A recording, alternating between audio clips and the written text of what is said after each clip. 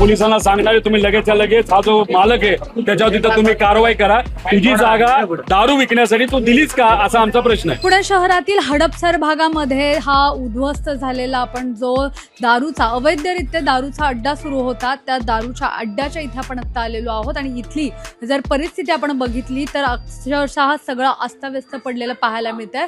जो पांढरे मळा परिसर आहे हडपसर भागातला तिथेच मी आहे आत्ता आणि इथे काही वेळापूर्वीच रोहित पवार आमदार रोहित पवार असतील त्यासोबतच इतर काही स्थानिक जे राजकीय लोक आहेत तर ते इथे आले होते आणि त्यांच्याकडून हा सगळा जो दारूचा अवैधरित्या धंदा इथे सुरू होता तर तो अस्ताव्यस्त करण्यात आलेला आहे. स्वतः रोहित पवार यांनी सुद्धा याची तोडफोड केलेली आहे. आपण ही सगळी आता दृश्य बघतो ते सगळं प्रकरण झाल्यानंतर कसं हे सगळं पडलेलं आहे.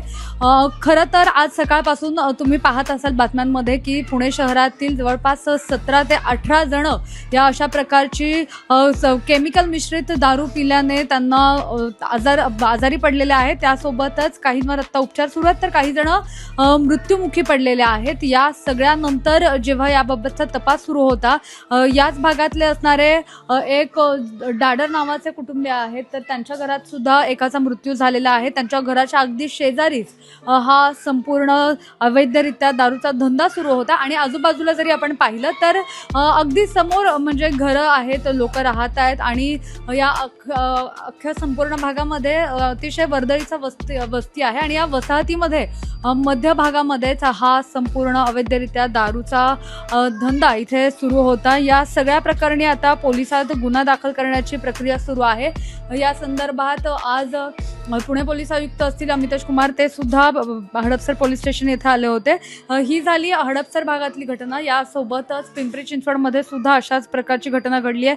तिथे सुद्धा जवळपास 12 जणांना आपला जीव गमवावा लागलेला आहे आणि हडपसर आणि यासोबतच काळापड परिसर जो आहे तर तिथे अजूनही हे मृत्यूचं सत्र सुरू आहे. हडपसरमधले जे 5ही नागरिक आहेत तर हे यामध्ये मृत्यू पावलेले आहेत. त्यातील एकाचा मृत्यू हा काळेपड पोलीस ठाण्याच्या हद्दीत झालेला आहे तर यामध्ये बाकीचे जे व्यक्ती आहेत तर ते हडपसर पोलीस स्टेशनच्या हद्दीतले आहेत. दारू पिऊन घरी आल्यानंतर या नागरिकांना उलट्या झाल्या आणि खूप तीव्र पद्धतीच्या पोटदुखीचा त्रास झाला आणि त्यानंतरच त्यांची प्रकृती खालावल्यानंतर त्यांना रुग्णालयात दाखल करण्यात आलं आणि उपचारादरम्यान या सगळ्यांचा मृत्यू झालेला आहे. या सगळ्यामध्ये आता राष्ट्रवादी काँग्रेसचे शरद पवार पक्षाचे जे आमदार आहेत रोहित पवार यांनी कार्यकर्त्यांसोबत इथे भेट दिली आणि हे सगळा विषारी दारूच्या अड्ड्यावर त्यांनी धाव घेतली आणि मोठा घाव घातल्याचं आपल्याला पाहायला मिळालं होतं. संतापलेल्या रोहित पवारांनी स्वतः या अड्ड्यावर येऊन हा जो काउंटर आपण बघतोय तर हा काउंटर फोडलेला आहे. अतिशय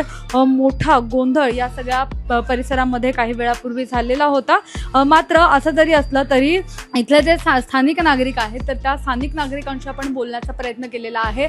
त्यांना विचारण्याचा प्रयत्न केलेला आहे की अगदी घराजवळ हे अशा प्रकारचा अवैधरित्या धंदा सुरू होता, विषारी दारू तयार केली जात होती, मग याबाबतची तक्रार तुम्ही पोलिसांमध्ये का दिली नाही. तर यावर इथल्या नागरिकांनी बोलणं टाळलं. मात्र काही जणांनी समोर न येता कारण या नागरिकांमध्ये एक भीतीचं वातावरण पसरलेलं आहे. या भागातले जे याचे मालक आहेत तर त्यांचं नाव घेण्यासाठी हे लोक घाबरत आहेत.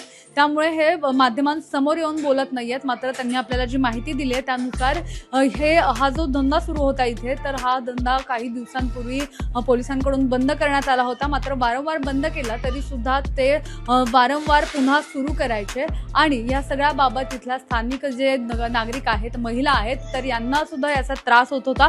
त्यामुळे यांनी सुद्धा याबाबत हडपसर पोलीस स्टेशनमध्ये अनेक वेळा तक्रारी दिल्या होत्या. मात्र या सगळ्या तक्रारींकडे दुर्लक्ष करण्यात आलं आणि या दुर्लक्ष जे करण्यात आलं याचाच परिणाम आज आपण पाहतोय. जवळपास 5 जणांना आपला जीव गमवावा लागलेला आहे. या 5 जणांचा मृत्यू झालेला आहे. या सगळ्यामध्ये रोहित पवार यांनी जी माहिती दिली त्यानुसार डॉक्टरांकडून एका व्यक्तीचा मृत्यू हा हृदयविकाराच्या झटक्याने झाला असल्याचं सांगण्यात आलेलं होतं. मात्र जेव्हा ते ससून रुग्णालयात गेले होते तेव्हा त्यांनी काही लोकांकडून त्यांची विचारणा केली, विचारपूस केली आणि त्यानंतर त्यांना समजलं की मुख्य कारण हे दारूच आहे. या दारूमुळेच या व्यक्तींचा मृत्यू झालेला आहे. या सगळ्या प्रकरणाचा तपास पोलिसांकडून सुरू आहे आणि यानंतर जे पोस्टमॉर्टम रिपोर्ट येतील त्यानंतरच नेमकं हे मृत्यूचं कारण काय होतं तर ते समोर येणार आहे. मात्र त्यापूर्वी आता सध्या पुणे शहर असेल त्यासोबतच पिंपरी चिंचवड असेल या भागातून जवळपास 18 जणांचा मृत्यू या विषारी दारूमुळे झालेला पाहायला मिळतोय.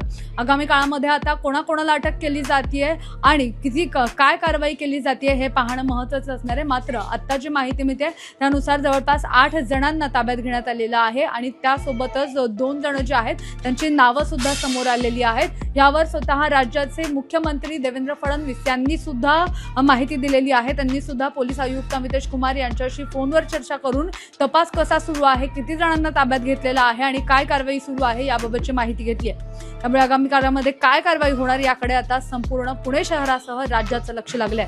कॅमेरा पर्सन अजय गांगुर्डेसह मी मोना येनपुरे, सिव्हिक मिरर, पुणे.